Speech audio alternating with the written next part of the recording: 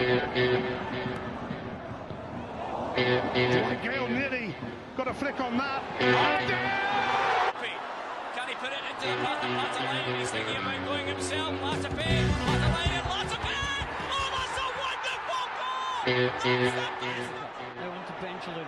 Just holding off him. Benjamin twisting, turning, that's It's Liam Henderson to deliver. David Gray has scored. Hello and welcome back to Down the Slope, and welcome to our first ever game preview specific episode. Harry, you're screwing your face up. I don't think we've ever really done a second episode in a week solely looking on a just a bog standard league game, have we? Maybe before that, I suppose a derby's not a bog standard league game, but okay, I'll allow it. Nah, get up here. We've all just spoke on Monday's episode, so I'm not going to bother asking how you are, but we're going to pretend that it's Thursday night as we look ahead to the Hibs game. Scotland have just qualified for the World Cup 2 days ago. Grant Hanley's got man of the match.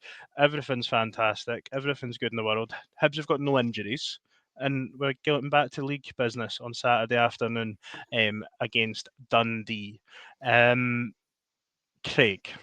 yes, is this about as close to a perfect game that you could want to come back to from an international break?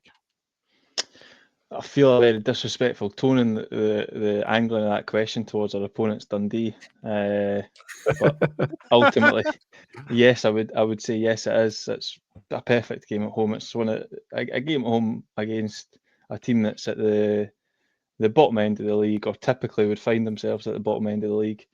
And it's definitely one that we would be looking to take 3 points in, and probably shouldn't be too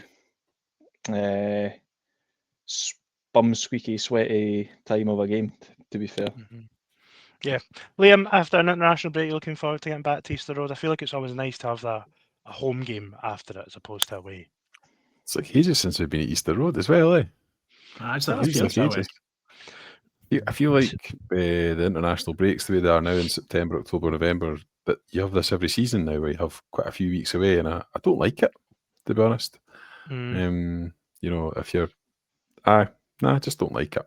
Yeah, over a month since our last 3 o'clock Saturday game, which if we could get in terms those are a fucking collector's item. Those are rarer than Craig getting a guess right on Guess Who. Like that's how Saturday PPMs. Harry, if we could get a similar result as we did in our last 3 o'clock home game, we beat Livingston 4-0 that day. Is that sort of what you're going into this game maybe hoping for, expecting, or is it an expectation as well? Yeah, I think the main thing that I think helped us build momentum last season was actually putting together a few solid performances in a row. I think that like success breeds success, and if you can make a habit of winning, I think it sticks. So for me, I don't want us to just play for 30 minutes and then be crap the rest of the game that we've done a couple of times this season. I want us to really go out there and just dominate a team that we're simply better than. Mm-hmm. Let's sort of have a little chat maybe about our opponents first. Dundee have lost 5 of their last 6, with their only win in that period of time being against Brendan Rodgers' Celtic, in what was an entirely comfortable 2-0 home win on the day. They have taken some scuddings in that time, 4 at Aberdeen, 4 at Tynecastle, and 3 at home at Rangers. What do we actually expect from them, Liam? Have you seen much of them, sort of even just through sports scene and stuff? Obviously, we played them first game of the season. Nah, I've not watched loads of them, to be honest. I was obviously there in the first game of the season. Saw wee bits of the game against Celtic, but not much. Oh, so... you're going to say you saw wee bits of that game? No, I saw the entirety of that game, lad. They're just not very good, are they? No. I think would be the summary. I think the result against Celtic was a bit of an anomaly. I think, to be honest, Brendan Rodgers' Celtic had pretty much chucked in the towel by that point.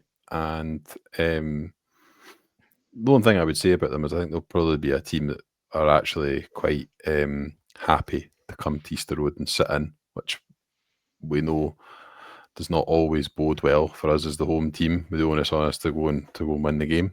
But I think they will be pretty defensive and play a back 5, and just generally much like Stephen Presley his interviews just generally try and just bore everyone in the stadium to tears. There is a. I was listening to the Terrace a couple of weeks ago, I think, and the Dundee fan on that was saying like everyone knows Stephen Presley's like personality, but just as a fan, you need more than that. You know, even if you're faking it, do you know what I mean? Like you've Aye. got to give people like even when they beat Celtic, he was sort of on the touchline just going like, yes, like it just did. He doesn't seem very inspiring. Yeah. However, If I could give him any bit of advice as a, from person to person or as a manager, I would say to him, just beat anyone but yourself. there's the balance in between sort of Stephen Presley and Lee Johnson, right? Somewhere down the middle. That's sort of what you're looking for, right? I'm not sure what that scale is. I mean, at least Stephen Presley's authentic, I suppose. But aye. Craig, Cameron Congreve seems to be Dundee's sort of star man. He's leading the league with Who? assists, I believe.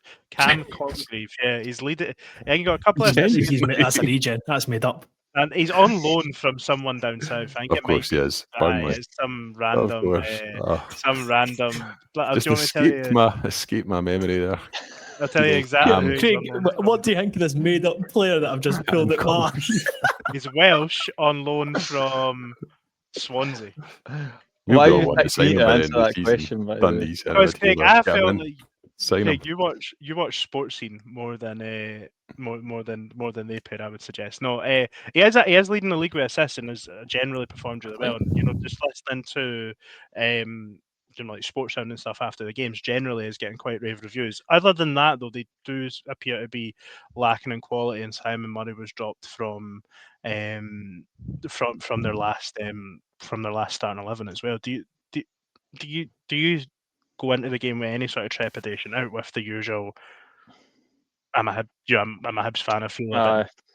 No, to be honest, I think it would just be the usual. Like Hibs, you kind of expect something at some point.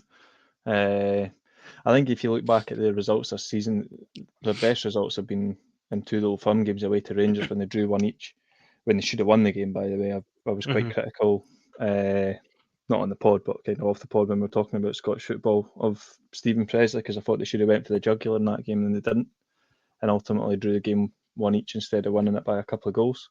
And then the Celtic one, I think, as Liam touched on, it was, or when he did, it was kind of Celtic had chucked it by that point, and I think it screams of a team being highly motivated, and when they get their tails up, that's when they're good. So I'll be honest, I'm not really expecting anything other than a Hibs win, and a comfortable Hibs win at that. I would envisage us scoring 3 or 4 goals, to be honest. Yeah. And that might be totally dismissive of Dundee and the threats that your man Congreve can pose. But I actually don't think it is disrespectful as a Hibs fan to sit here and say that we should be going and dominating that game, because we should be. How's that striker doing that they paid like 300 grand for in the summer from, was it Forest Green or something they signed? Remember they signed a big striker? No clue. Is it this Emil Atqua from Barrow? Barrow rather than Forest Green. 8 appearances in the league, 0 goals, 0 assists. Cooking 4 the gas. appearances in the League Cup, 1 How goal. can somebody from Barrow be valued at 300 grand? League 2 English tax. I don't want to use the word tax far too much on this, by the way. I feel like we're setting ourselves up for a rough one here. But on FootMob it shows you their last starting 11. The only players with goals in the league this season in that starting 11 is their right centre half and their middle centre half. The only player with an assist is that Congreve with 5 assists. So, by the way, it was very impressive against Celtic. And question on that: I'm sure he's do you get an assist for an own goal? Do you get an assist for an own goal? Because I believe it not him that cut back or something for Carter Vickers' own goal against Celtic. Yeah, Rick Astley playing centre back for them.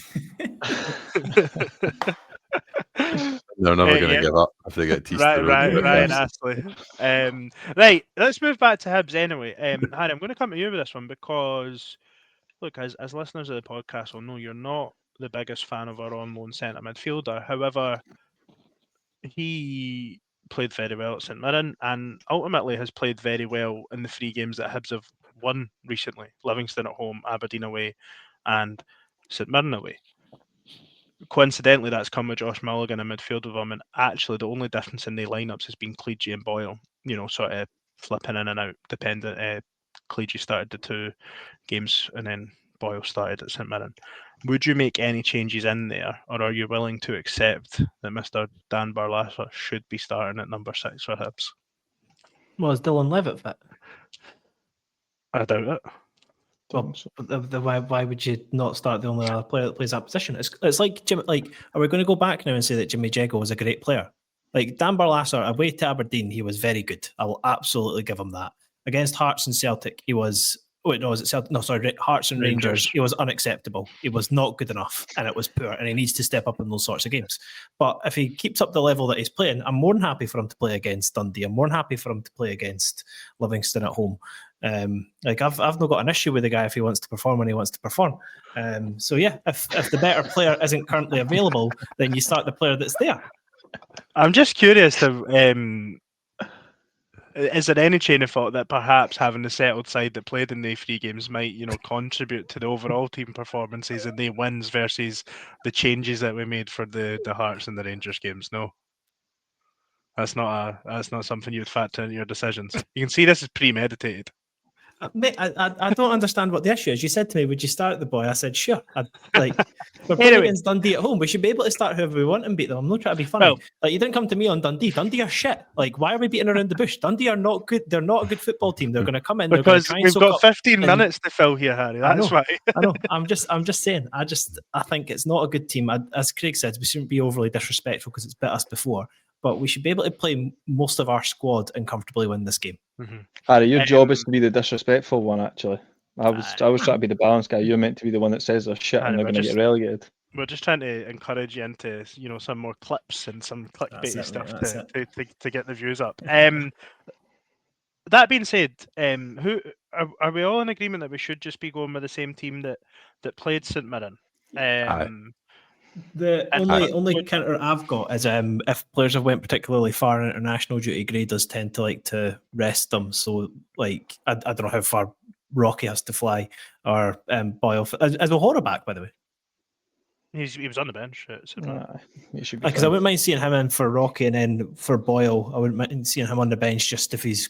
But he away with Australia? I don't really keep up with when they play football if it's at the same time as European teams. He was away, but I've not actually seen any of the. I think Iredale was away as well, but I've genuinely not seen any of Australia's results or anything, or when they're playing. And Rocky should playing Colombia in a friendly tomorrow night.